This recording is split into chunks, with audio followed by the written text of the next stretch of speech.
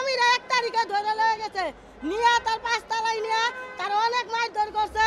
এই যে তার রিপোর্ট আমি মেডিকেলে নিয়ে রাত 1টা বাজে আনছি। এই যে তার হাড্ডি ভেঙে দিছে, তার মাথার ব্রেনতে বাড়ি খাইছে, এই যে মাথায় বাড়ি খাইছে।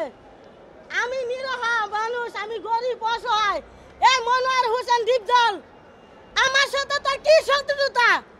আমার সম্পদ আছে না, আমার বাড়ি গাড়ি আছে না, আমার কিচ্ছু আছে? তুই আমার পিছে কি কারণে লাগিয়ে আছস? আমি গরু দেখতে গেছিলাম, আমার অ্যাসিড মারছস, আমি মামলা করছি আদালতে। আদালতে যা বিচার আইব তাই আমি মাথা বাইতে নিমু।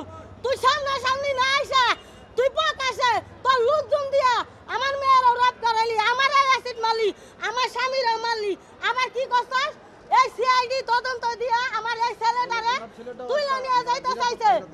সিআইডি বলছে তুমি যদি মামলা তোলো তাহলে ভালো, আর যদি মামলা না তোলো তাহলে তোমার ছেলের এমন জায়গায় নিয়ে যাবো তোমরা জিন্দিগিতে খুঁজে পাইবে না। ডিপজলের কথায় মানুষ হবো।